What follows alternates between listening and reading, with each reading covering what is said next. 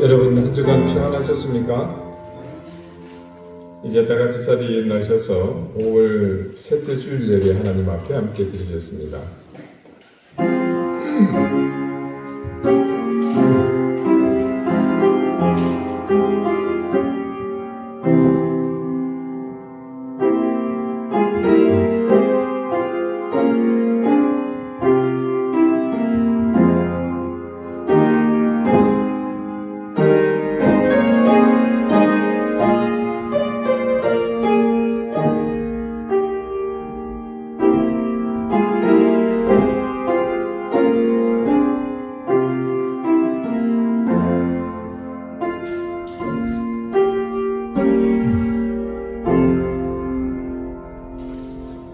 그러므로 우리는 예수로 말미암아 항상 찬미의 제사를 하나님께 드리자. 이는 그 이름을 증언하는 입술의 열매니라. 오직 선을 행함과 서로 나누어 주기를 잊지 말라. 하나님은 이 같은 제사를 기뻐하시느니라. 아멘. 우리 인생들의 심령에 임재하셔서 평안과 기쁨을 주시는 하나님, 그 선하심과 인자하심을 통해 새로운 생명을 얻은 하나님의 자녀들이 예배합니다. 신들 중에 뛰어나시며 홀로 큰 일을 행하신 하나님의 전능하신 이름을 찬양합니다. 우리와 같이 택하신 자녀들을 흑암의 권세에서 건져내시고 예수 그리스도를 마음에 영접하여 천국의 백성이 되게 하신 그 놀라운 사랑과 은혜를 감사드립니다. 믿음의 자녀가 되어 살아가는 동안 성령으로 인도하시고 신앙의 땅을 기업으로 주시어 영생을 누리게 하신 것을 감사드립니다. 이 시간 하나님의 그 은혜와 사랑을 기억하며 그 은총으로 생명을 얻은 우리가 입술을 모아 마음을 다해 경배드립니다. 영광과 찬송을 받아 주시옵소서. 예수 그리스도 이름으로 기원하옵나이다. 아멘.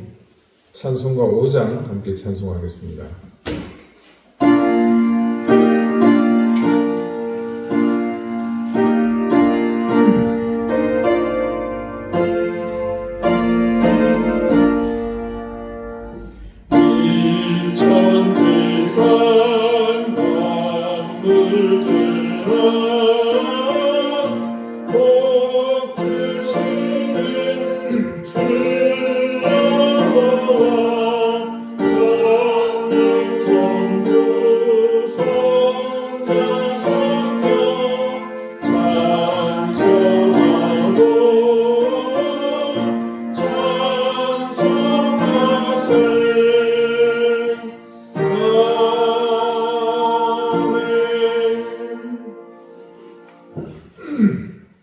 이제 다 함께 참회의 기도를 드리겠습니다.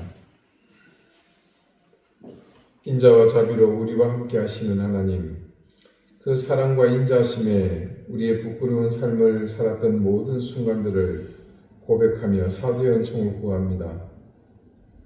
우리를 위해 주신 인생의 지침서 말씀을 따르지 않은 삶을 용서해 주십시오. 우리의 강구를 기다리시는 하나님께 기도하지 않은 죄를 용서해 주십시오. 사랑하며 섬기고 용서하며 물러서는 삶을 배격하며 오로지 우리 욕망을 불태우며 살았던 죄를 용서해 주십시오. 영원히 살 것처럼 우리의 한계를 무시하며 부질없는 욕망에 목매어 살았던 죄를 회개하오니 용서해 주십시오. 하나님, 우리가 하나님을 기억하지 않으며 욕망을 따라 내달린 모든 순간이 죄였다는 사실을 기억하며 하나님께 엎드려 사죄의 은총을 구합니다. 우리가 범한 이 모든 죄악을 사죄하오니 우리의 죄를 용서해 주십시오. 이제는 하나님과 나만이 하는 은밀한 죄를 생각하며 계속해서 침묵 가운데 찬미의 기도를 드립니다.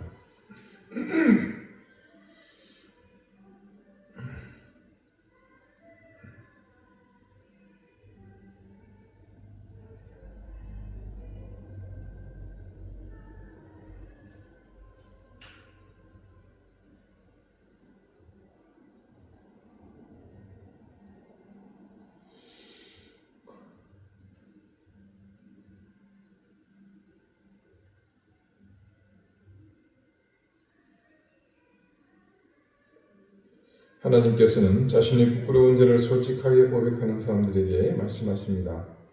예수께서 이르시되 나도 너를 정죄하지 아니하노니 가서 다시는 죄를 범하지 말라 하시니라. 아멘.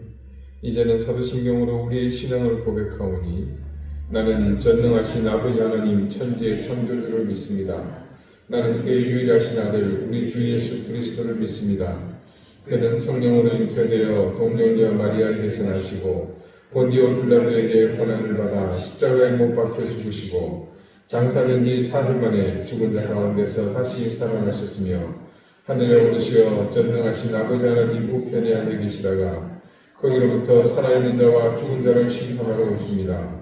나는 성령을 믿으며 거룩한 공교회와 성도의 교제와 죄를 용서받는 것과 몸의 부활과 영생을 믿습니다. 아멘. 자리에 앉으시기 바랍니다. 우리가 함께 성신을 교독하겠습니다. 성신을 교독문 12번, 10편, 19편입니다.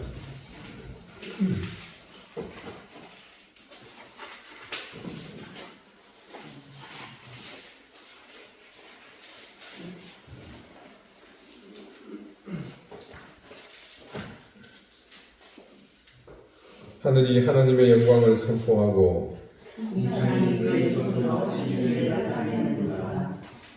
날은 날에게 말하고 밤은 밤에게 지식을 전하니 언어도 없고 말씀도 없으며 들리는 소리도 없으나 그의 소리가 온 땅에 통하고 그의 말씀이 세상 끝까지 이르도다. 여호와의 율법은 완전하여 영혼을 소성시키며 여호와의 증거는 확실하여 영원한 자를 지혜롭게 하며 여호와의 교훈은 정직하여 마음을 기쁘게 하고 여호와의 계명은 순결하여 눈을 밝게 하시도다. 여호와를 경외하는 도는 정결하여 영혼까지 이르고 여호와의 법도 진실하여 다 모르니 금은 곧 많은 순금보다 더 사모할 것이며 꿀과 송꿀보다 더 달도다. 아멘. 기도드리겠습니다. 하나님, 5월이 절반이 지나가면서 세상은 온통 싱그러운 생명의 기운이 가득합니다. 하나님께서는 이 생명의 풍성함을 우리에게 직접 보여주시며 그 가운데서 풍성한 생명으로 살라고 하시는데 욕망의 눈이 멀어 탐욕의 감각이 마비된 우리는 이 풍요로운 생명의 계절 속에서 늦가을 말라 비틀어진 낙엽처럼 화려하던 꽃수술을 날려보내고 수분이 말라버린 억새의 꽃처럼 이내 없어질 것들, 한 가닥 바람에 날려가 버릴 것들의 목을 메고 있습니다.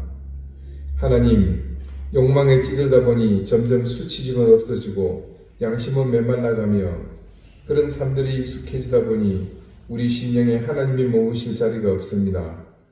더군다나 그런 세상 속에서 하나님은 여전히 종교라는 이름으로 혹은 가당치 않은 신앙이라는 이름으로 근사하게 포장해버려서 캐비넷에, 금고에, 창고에 넣어두고 하나님의 영역에 감히 깃발을 꽂고 주인 행세를 하고 있습니다.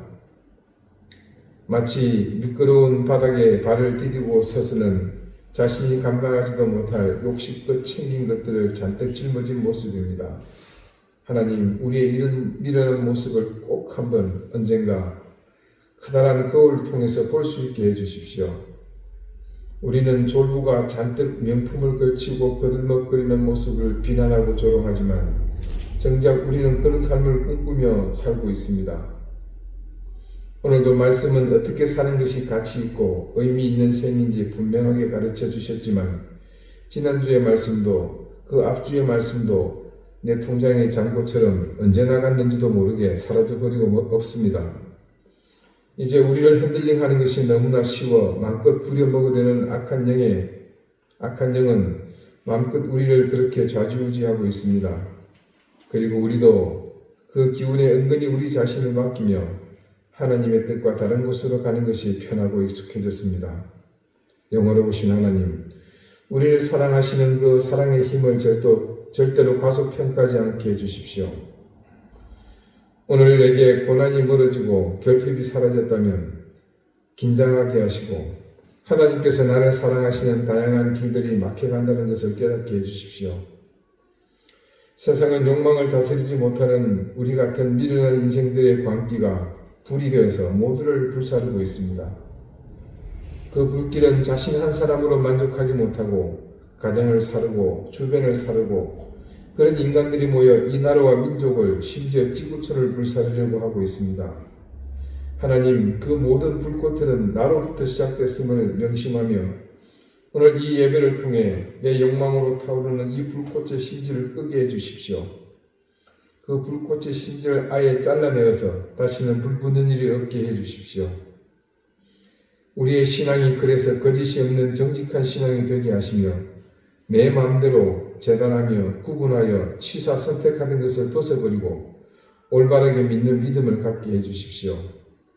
이 예배가 바로 그런 자각을 일깨우는 시간이 되게 하시며 뭔가를 바라고 구하기 전에 우리가 먼저 그런 마음으로 하나님을 향해 엎드리게 해주십시오. 오늘도 주님께 간구합니다. 우리 교우들 가정을 지켜주십시오.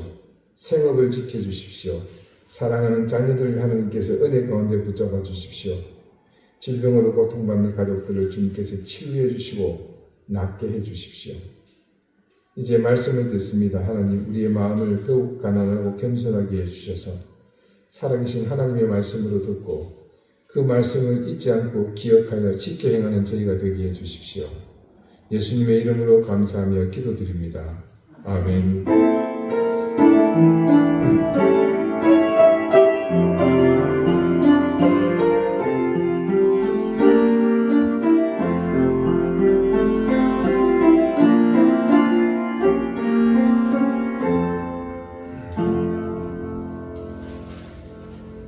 (31장) 찬송하겠습니다.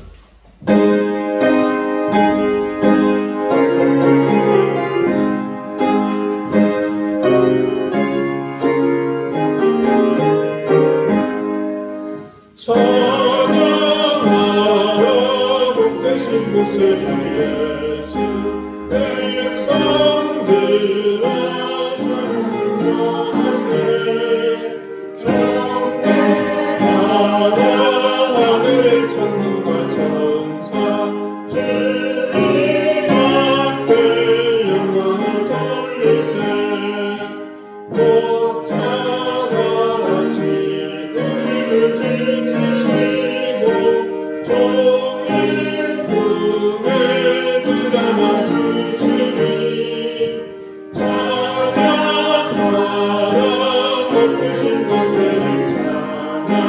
찬양 영원히 들으세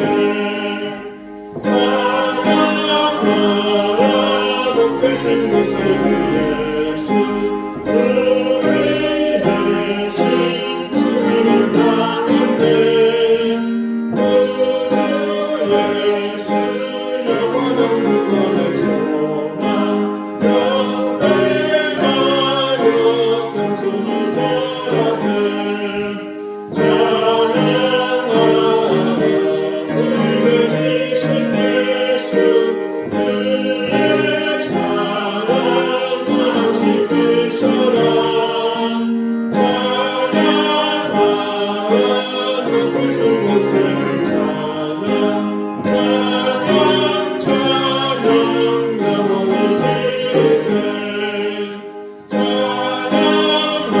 찬양하라 높으신 곳에 예수 천사들아 주님을 찬양해 구주 예수 영원히 다스리시는 너희 영광을 주님께 드리세 구주 예수 세상을 이기시고 영광 중에 또다시 오시니 찬양하라 높으신 곳에 찬양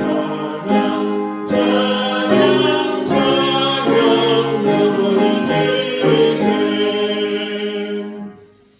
아멘. 오늘 하나님께서 우리에게 주시는 말씀은 신약성경 요한일서 1장 요한일서 3장 2절 3절 말씀입니다. 신약 390쪽입니다.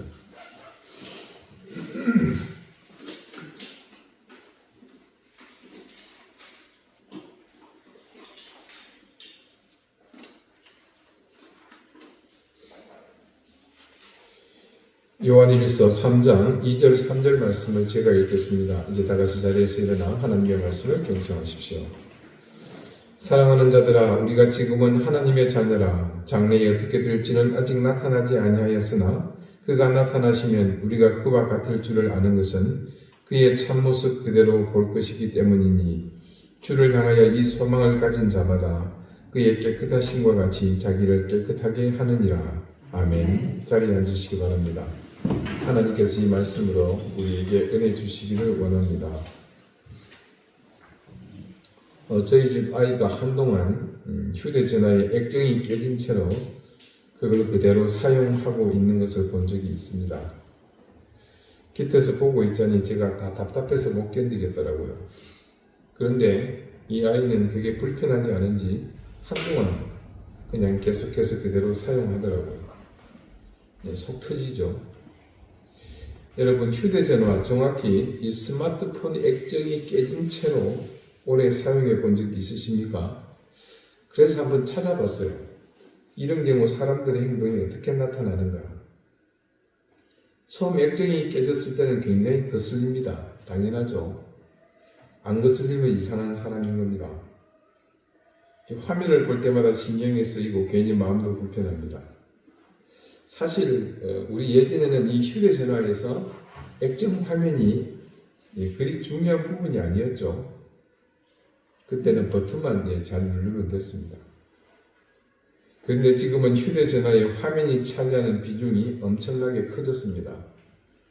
예전에는 휴대전화로 전화를 하려면 번호를 찾아야 했습니다. 지금은 핸드폰을 찾는 게 아니죠. 수첩을 뒤지거나 머릿속에 기억을 뒤져야 됩니다. 휴대전화에 저장된 걸 찾던 때가 아니죠. 더 큰 변화는요, 휴대전화가 이제 전화를 걸고 받는 것은 일부분으로 전락해 버렸다는 겁니다. 전화기가 전화하는 것보다 더 중요한 기능이 생겼습니다. 이제 휴대전화는 개인이 들고 다니는 컴퓨터와 같습니다. 그래서 우리가 이전에 개인 PC로 하던 일을 이 휴대전화로 쉽게 할 수 있습니다. 인터넷 검색은 기본이고요. 영화도 보고 어제 놓친 드라마도 봅니다. 은행 업무도 이걸로 합니다. 그게 모두 가능하게 된 것은 두말할 것도 없이 바로 스마트폰이 등장하면서부터입니다. 그리고 스마트폰에 이런 모든 기능이 가능하게 된 데는 바로 커다랗고 선명한 액정 화면이 등장하면서부터입니다. 이런 상황에서 휴대전화의 액정이 깨져버렸다는 것은 조금 전 열거한 이런 모든 스마트폰으로 해결해왔던 일상에 치명적인 영향을 받을 수밖에 없습니다. 그렇게 휴대전화의 화면이 망가진 상태가 얼마나 심각한 일인지 금방 상상이 됩니다만은, 그런데 이상하게도 시간이 지나면 사람은 적응합니다. 금이간 화면으로 뉴스도 보고요, 전화도 하고 영상을 보고 메시지도 보내고 한다네요.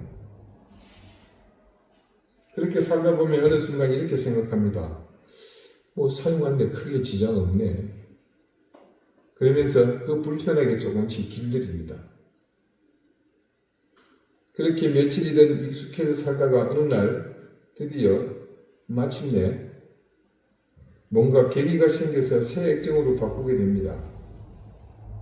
그런데 그때 그래서 새 액정으로 갈아 끼고 화면이 뜨면 깜짝 놀래요. 원래 화면이 이렇게 선명했나? 그 전까지는 자기가 액정이 금이 가서 온전하지 못한 화면으로 세상을 보고 있다는 사실조차 또 까맣게 모르고 있는 겁니다. 그렇게 있었던 거죠. 아까도 말씀드렸지만 이유는 간단합니다. 그동안 흐릿하고 금간 화면으로 세상을 보면서도 불편했던 것에 익숙해졌던 겁니다. 저는 인간의 삶도 이와 비슷하다고 생각합니다. 익숙해지는 거 말이에요. 상처 입은 상태로 너무 오래 살아갑니다. 거기에 더해서 더 안타까운 것은 실망했음에도 여전히 그 상태로 오래 살아간다는 겁니다. 이런 말이요, 여러분에게는 글쎄 나하고 별로 상관없이 그냥 지나가는 이야기처럼 들릴 수 있겠지만 사실 그렇지 않습니다. 누구든 조금만 그 사람의 내면을 파고 들어가 보면 남의 이야기, 세상의 이야기가 아니라 이건 우리 모두의 이야기라는 것을 금방 알게 됩니다. 내가 느끼지 못하고 생각하지 않았기 때문에 그럴 뿐이지 실제로 우리 모두가 현재 안고 있는 것들입니다. 단지 차이가 있다면요.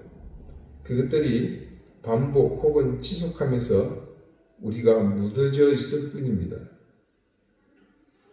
우리의 일상에서 반복되는 실패와 비교당하는 것, 또 피곤함 속에서 살다 보니 어느 순간 그것이 당연해집니다. 그리고 일상이라는 이름으로 엮이게 되고 그냥 좀 더 거창하게 포장하자면 그게 사는 맛이야. 혹은 더 크게 과대 포장하면 그런 게 인생이야 라며 아마 여러분이 그런 것들에 대항하기도 전에 이미 얘기가 꺾였을 것으로 보입니다. 그래서 모두의 가슴을 열고 파고 들어가 보면 그렇게 무기력하게 여기저기 널브러져 있는 것들, 그렇게 꺾여서 숨죽여 있는 수없이 많은 것들, 그러니까 별로 좋지 않은 것들, 그 속에 없어야 좋은 것들이 당연한 듯 우리의 이 삶이 되어 있습니다. 그런 영향 때문인지 몰라도 사람들은 자기 삶에 대해 자신이 느끼지도 못하는 사이 점점 기대를 잃어갑니다. 나는 원래 이런 사람이야. 사람은 안 변해. 이 정도면 그냥 잘 버티는 거지. 그래서 이렇게 생각합니다. 많은 것들이 내 앞에서 뭔가를 요구하고 있지만 개선을 바라지만 나는 그것을 변화시키거나 해결하기보다 당연하다고 생각합니다. 늘 불안한 것이 당연합니다.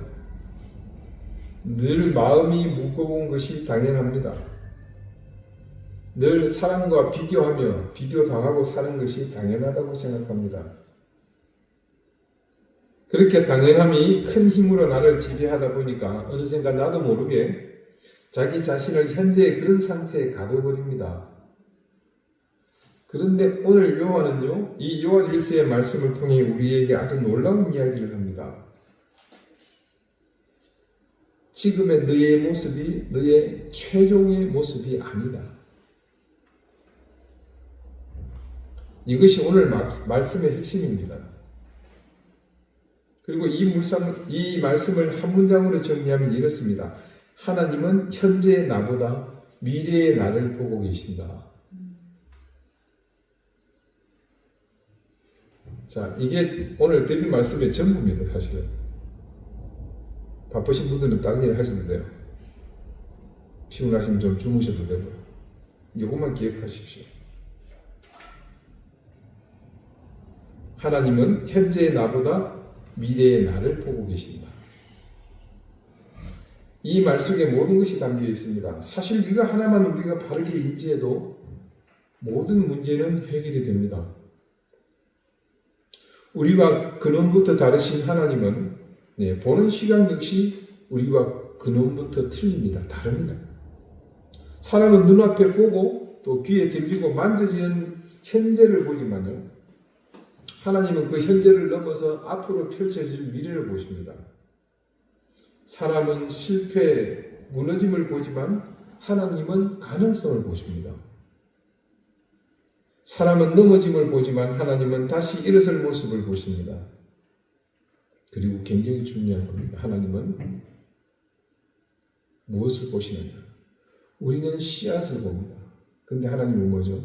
이 씨앗을 만들어갈 숲을 보십니다. 이렇게 하나님은 미래를 보시고 가능성을 보시고 일어설 모습을 보시고 더 큰 숲을 보시는데 정작 우리는 대부분 자기 현재만 바라보며 살아갑니다. 공부를 못하면 나는 머리가 나쁜 사람이라고 생각합니다. 사업에 실패하면 나는 실패한 인생이라고 생각합니다. 관계가 무너지면 나는 사랑받지 못할 사람이라고 결론을 내립니다. 그렇게 사람들은 모두 이 부분적인 경험으로 자기 전체를 쉽게 판단합니다. 하지만 인생이 어디 그리 단순하던가요? 우리 연세 드신 어른들은 바로 대답할 수 있듯이 우리 인생은 절대로 그렇게 단순하지 않습니다. 어릴 때 말이 거의 없던 애가요, 훗날 수많은 사람들 앞에서 네, 강의를 하는 사람이 되기도 합니다.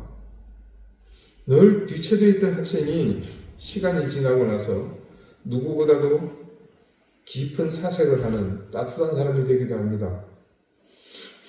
젊은 시절에 실패를 반복했던 사람이 나중에는요, 누군가의 인생을 붙드는 롤모델이 되는 그런 사람이 되기도 합니다.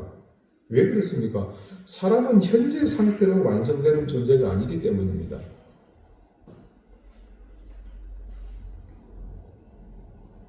그런데 사람들은 자기 인생에 대해서 너무 빨리 결론을 내려버립니다. 아직 끝나지도 않았는데 끝났다고 말합니다. 아직 내 인생은 봄인데 나는 이미 겨울이라고 단정합니다. 아직 씨앗인데 그래서 언젠가 흙 속에 심기고 수분을 흡수하면 싹이 터져 자랄 수 있는데 아무것도 아니라고 생각합니다.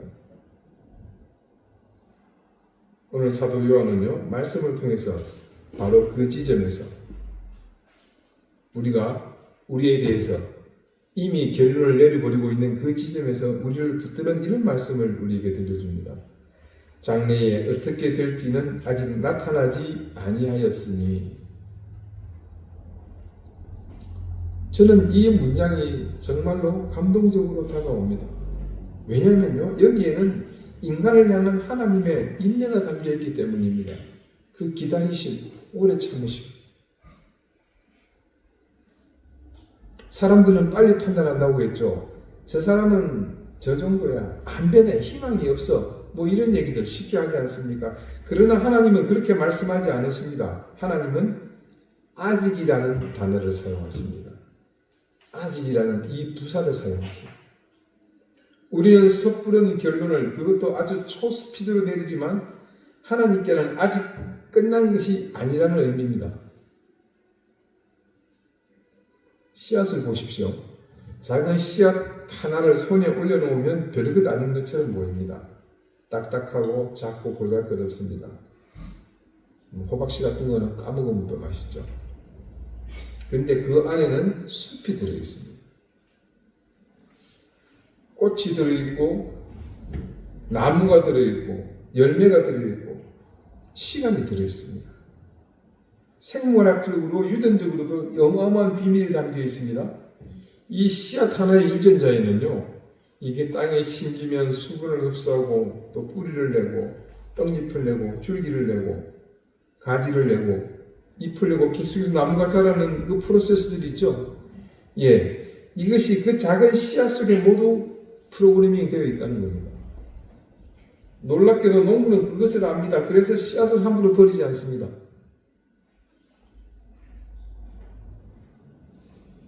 그런데 사람은 자기 자신에게는 이 농부처럼 행동하지 못합니다. 조금만 흔들려도 자기 인생을 포기합니다. 조금만 늦어져도 나는 안 되는 사람이라고 말합니다. 그러나 하나님은 우리를 그렇게 보지 않으십니다. 하나님은 우리 안에 아직 드러나지 않는 그 모습을 보십니다. 그래서 기다리십니다. 붙드시고 포기하지 않으십니다. 근데 우리는 자꾸만 실패하고 좌절하고 넘어져 있는 나의 현재의 모습만을 바라보죠. 오늘 넘어지는 나를 봅니다. 여전히 부족한 나에게 시선이 고정되어 있습니다. 몇 년이 지나도 크게 달라지지 않은 것 같은 나를 바라보면 사람은 점점 지쳐갑니다. 그런 모습들, 그렇게 충분히 넘치도록 과분하도록 우리는 지금껏 지겹게 봐왔습니다. 그리고 그럴 때마다 우리 입속에서 스물스물 기어나오는 생각이 있죠. 머릿속에서. 나는 왜 아직도 이 모양일까? 여러분, 바로 그 생각이 사람을 무너지게 만듭니다. 사실 우리의 절망은 실패 자체보다요, 나는 결국 변하지 않을 것이라는 체념에서 시작됩니다.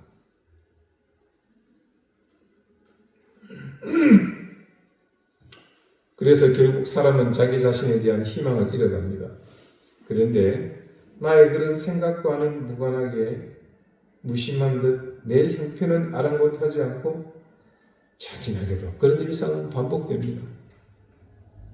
아침에 일어나고 챙겨 입고 나가서 일하고 힘들지만 버티고 돌아와서 걱정하다가 잠들고 또 일어나서는 뭐합니까? 어제 했던 일 똑같이 그대로 반복하잖아요. 어제와 오늘이 크게 다르지 않습니다. 내일도 역시 그렇습니다.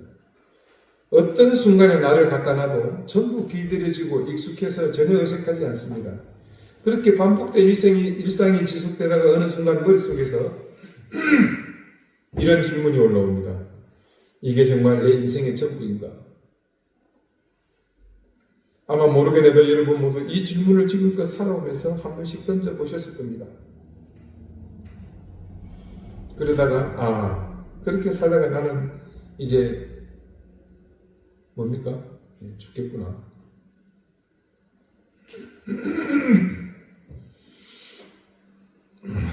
어느 시기인지 여러분 개개인의 때를 특정할 수는 없지만요. 분명한 것은 있죠. 여러분이 행복하고 잘 살고 적어도 성령이 충만했던 때는 아닐 겁니다. 공통적으로 어떤 경우든 여러분에게 불행이 다가왔을 때, 힘들고 고통스러운 날이 이어졌을 때, 실패와 그로 인한 좌절로 일어설 힘이 부족했을 때일 겁니다. 그런데 성경 말씀은요, 오늘 그 질문에 이렇게 대답합니다. 아니다. 너는 완성되지 않았다. 아직 네 인생 끝나지 않았다는 겁니다. 이 말씀은 단순한 위로가 아닙니다. 누구보다도 우리를 잘 아시는 하나님께서 당신이 만드신 나라는 사람, 여러분 각각의 인간 존재에 대한 선언입니다. 우리는 현재 상태에 갇혀 있는 존재가 아닙니다. 우리는 변화하는 존재입니다. 그리고 오늘 말씀에서도 사도 요한은 그 변화의 방향이 더 깊고 더 아름다운 존재를 향해 가고 있다고 말하고 있습니다. 바로 사도 요한이 말하는 그것이 뭐냐면요. 오늘 말씀이 있잖아요. 그가 나타나시면 우리가 그와 같을 줄을 아는 것은, 이 말씀의 의미는 이겁니다. 결국 사람은 자기가 바라보는 것을 닮아간다는 거죠. 여러분도 경험해 보셨을 겁니다. 늘 신경질을 잘 내는 사람 곁에 오래 있으면요, 자연 그 사람의 마음도 까칠해집니다. 늘 냉소적인 말을 듣다 보면 생각도 차가워집니다. 반대로 따뜻한 사람과 오래 있으면 어떻습니까? 그 사람의 온기로 우리도 조금씩 부드러워집니다. 희한하게도요. 어쩌면 당연할까요? 사람은 오래 바라보는 것을 닮아갑니다. 그래서 중요한 질문은 이겁니다. 나는 무엇을 바라보며 지금 살고 있는가? 돈만 바라보면 사람은 늘 조급해집니다. 타인의 인정만 바라보면 늘 불안해지죠. 성공만을 바라보면 사람은 늘 비교하며 삽니다. 그러나 더 깊고 선한 것을 바라보는 사람은 조금씩 달라집니다. 마음이 깊어지고 표정이 부드러워지고 삶의 여유가 생깁니다. 말씀은요, 그것을 하나님을 닮아간다고 그렇게 표현합니다. 네, 여러분, 이건 단순히 종교적인 표현만이 아닙니다. 인간은 누구나 자기가 바라보는 방향으로 변화되기 마련입니다. 그래서 오늘 말씀은 결국 우리에게 이렇게 묻고 있는 것과 같습니다. 너는 무엇을 바라보며 그 바라보는 것으로 너 자신을 어떻게 만들어가고 있느냐? 그리고 오늘 본문은 아주 중요한 결론으로 나갑니다.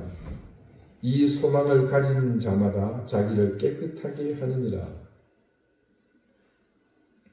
이 결론의 말씀에서 핵심은 소망입니다. 사람은요, 희망이 생기면 달라집니다. 뭐가요? 행동이 달라지잖아요. 건강해져야겠다는 생각을 가지게 되면요, 습관을 바꾸게 되죠. 제 얘기를 하는 것을 양해 바랍니다. 작년 연말에 건강검진에서 제가 당뇨가 위험하다, 수치가 높다고 검진한 그 검진기관에서 전화가 와서 아주 심각한 얘기를 했습니다.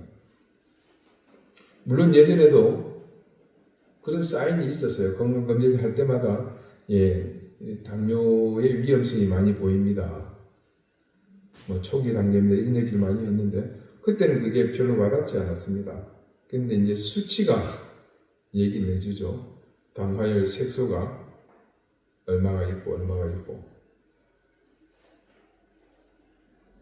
이 수치를 직접 받고 또 병원에서 말하는 데이터와 비교를 해보니까 저는 굉장히 심각한 상태가 되어 있는 겁니다. 이것을 극복해야 되겠구나. 의사의 검진을 받으라 그래서 그때부터 노력을 시작했습니다. 먹던 걸 바꾸고요. 운동을 시작하고 여러분 보셔서 아시겠지만 제가 어느 순간인가 살이 쭉 빠졌죠. 지금도 그걸 유지하고 있습니다. 이제 건강하게 살아야 되겠다는 희망이 생기니까. 그래서 얼마 전 병원 검진에서 정상치로 돌아왔습니다. 굉장히 이례적인 일이죠. 자, 시험을 준비하는 학생은 미래를 생각하면서 오늘을 견딥니다. 우리 교회에 그런 학생 하나 있었잖아요. 그죠? 본인의 생각을 안 하는데 옆에 앉은 사람이 있어요. 네, 우리 쌍둥이 아빠. 그래서 2년간을 그렇게 참아오면서 견뎠잖아요. 그 결과를 받았습니다. 아이를 키우는 부모는요, 보이지 않는 미래를 위해서 오늘을 희생하죠. 미래가 현재를 움직이는 겁니다. 성경 말씀이 우리에게 가르쳐주는 소망도 그렇습니다. 나는 지금 이 모습이 끝이 아니다. 이 믿음이 사람을 바꾸기 시작합니다. 그래서 오늘 말씀 속에서 요한은 그런 상황을 두고서 자기를 깨끗하게 한다고 말합니다. 여러분, 이것은요, 우리에게 완벽하라는 말씀이 아닙니다. 우리를 막 괴롭게 하라는 그런 뜻도 더더욱 아닙니다. 단지 삶이 바라보는 방향을 조금 다르게 하라는 요구입니다. 예전에는 별것 아닌 말에도 쉽게 화를 냈다면 이제는 조금 참으라는 얘기입니다. 예전에는 늘 비교하며 살았다면 이제는 조금 그러지 말고 내려놓으라는 겁니다. 그걸 인정하고 부족한 나도 인정하고 예전에는 인정받지 못하면 견디지 못해서 그런 속박에서 부들부들 떨었다면 이제는 그거에 연연하지 말고 조금 자유로워지라는 겁니다. 왜 그렇게 하는 겁니까? 삶에서 진짜 중요한 것이 뭐인지 그것을 보기 시작했기 때문이죠. 정말 중요한 것을 알게 되니까 어떻습니까? 이제 그 깨달음 속에서 우리는 과거의 삶에 끌려가던 그 모습에 회의를 품게 되고 그때부터 불필요한 것들을 조금씩 내려놓게 됩니다. 괜한 미움, 지나친 욕심, 비교하는 마음, 남을 깎아내리는 말 혹은 비난하는 말, 그 외에도 여러 가지 것들이 있지 않습니까? 그런 것들이 내 삶을 흐리게 만든다는 것을 알게 된 후로 저는 그것이 내게 머물도록 방치하지 않습니다. 그러니까 조금씩 삶을 정리하기 시작하는 거죠. 그렇게 하다 보니까 이후로 삶이 단순해집니다. 마음이 맑아지고 사람이 부드러워집니다. 그 안에 살아 숨쉬는 소망이 나를 정리하기 시작하기 때문입니다. 여기서 우리가 꼭 기억해야 할 것이 있습니다. 사람들은 대부분 이렇게 생각합니다. 내가 좋아져야지 사랑받는다. 근데 성경 말씀은요, 정반대로 말합니다. 내가 좋아져서 사랑받는 것이 아니라 사랑받고 있기 때문에 변해간다라고 합니다. 여러분, 이 차이는 굉장히 큽니다. 하나님께서 우리를 사랑하시는 그 사랑을 한번 상상해 보십시오. 하나님으로부터 우리가 완벽해서 사랑받는 것이 아니죠. 우리 그거 알고 있잖아요. 그렇듯이 저와 여러분도 다분히 부족하지만 그분의 사랑을 받습니다. 우리가 아무리 흔들려도 하나님의 손길에는 그런 우리조차도 포기할 대상으로 보지 않으십니다. 그러니 우리의 의지가 어떻든 우리의 형편과 관계없이 우리는 다시 일어설 수 있습니다. 오늘 말씀은 하나님께서 마치 우리에게 이렇게 말하는 것 같습니다. 나는 아직 너를 끝내지 않았다. 어떤 사람에게는요, 이 말 한마디가 인생 전체를 다시 살아가게 만드는 힘이 됩니다. 왜냐하면 사람은 누군가가 자신을 아직 포기하지 않았다는 사실을 알 때 다시 살아갈 힘을 얻기 때문입니다. 더군다나 그 누군가가 바로 창조주시오 온 우주 만물의 주인이신 하나님, 지금도 다스리고 섭리하시는 그분이라면 말은 더 달라집니다. 우리 사랑하는 여러분, 오늘 말씀을 다시 한 문장으로 정리하고 싶습니다. 하나님은 현재의 나보다 미래의 나를 보고 계신다. 그러므로 여러분 자신을 너무 빨리 포기하지 마십시오. 오늘의 실패가 여러분의 결론이 아닙니다. 오늘의 흔들림이 여러분의 본질이 아닙니다. 그리고 그것은 절대로 여러분의 인생이 될 수 없습니다. 씨앗은 아직 나무가 아닙니다. 그러나 분명 나무가 된다는 사실을 우리는 알고 있지 않습니까? 우리의 인생도 그렇습니다. 아직 나타나지 않았을 뿐입니다. 그러니 너무 빨리 자기 삶의 결론을 내리지 마십시오. 하나님은 지금도 여러분 안에서 아직 끝나지 않은 일을 하고 계십니다. 그리고 언젠가 우리는 알게 될 것입니다. 아, 하나님은 처음부터 지금의 나보다 더 깊고 아름다운 나를 보고 계셨구나. 그 믿음으로 살아가시기를 응원합니다. 여러분 꼭 그렇게 되시기를 바랍니다. 지금의 나, 현재의 나에 머물러 계시지 마시고 하나님이 바라보고 있는 미래의 나를 하나님이 주시는 눈으로 바라볼 수 있는 여러분 되시기를 바랍니다. 기도드리시겠습니다. 우리를 끝까지 붙들어 주신 하나님, 우리는 자주 현재의 모습이 나의 전부라는 생각 때문에 낙심하는 일이 많습니다. 더불어 그런 이유로 또한 부족함 때문에 스스로를 쉽게 포기하기도 합니다. 하나님, 지금의 우리가 우리 인생의 끝이 아님을 알게 하셔서 감사합니다. 우리의 인생이 아직 끝나지 않았음을 알게 하시니 감사합니다. 우리 안에 더 깊고 아름다운 모습을 준비하고 계신다는 사실 때문에 이제 우리에게 가득한 조급함을 버리고 그 모습에 더 어울리는 소망으로 살아가게 해주십시오. 비교와 두려움 속에 머물지 않게 하시고 조금씩 더 따뜻하고 맑은 삶을 살게 해주십시오. 그래서 마침내 하나님의 때에 만나게 될 날을 만난다는 그 희망으로 살아가게 해주십시오.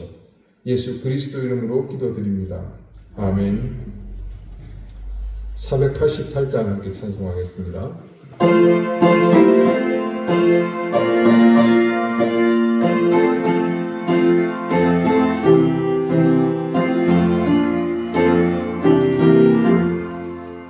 이 몸의 소망 무언가 우리 주 예수뿐일세. 우리 주 예수밖에는 믿음이 아주 없도다. 주의 반성이시네. 그 위에 내가 서리라. 그 위에 내가 서리라. 무섭게 바람 부는다. 물결이 높이 솟을 때 우리 주 크시는 이의 소망을 납치 주리라.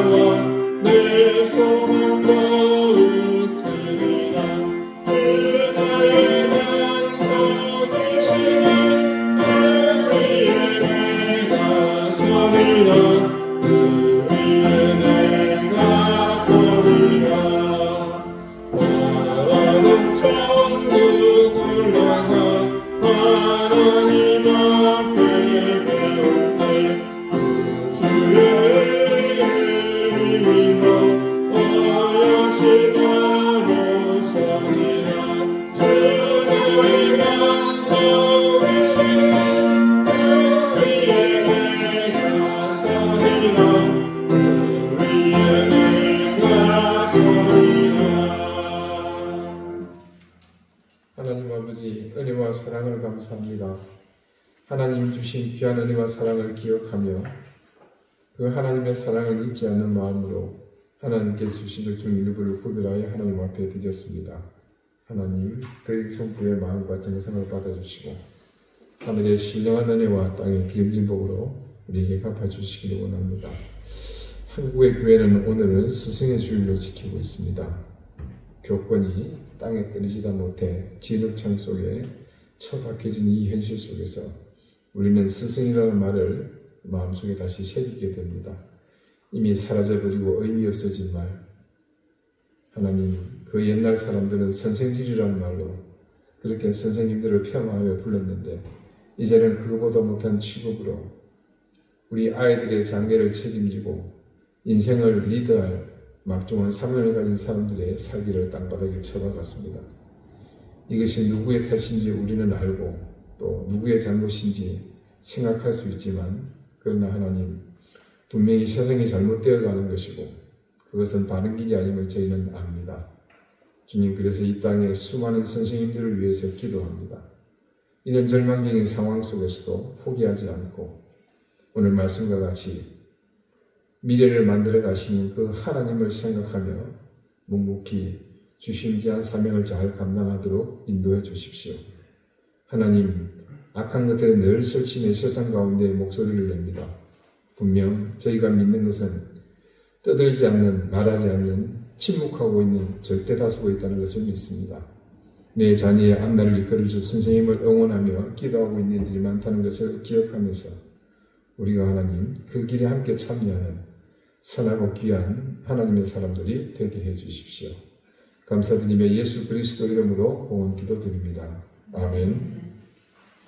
네, 교회 소식 특별한 것은 없습니다. 네, 기도 제목을 보시면서 늘 함께 기도해 주시기를 당부드립니다. 우리 다 같이 자리에서 일어나셔서 앞뒤 좌우에 계신 분들과 다정하게 인사를 나누시겠습니다. 54장 함께 찬송하겠습니다.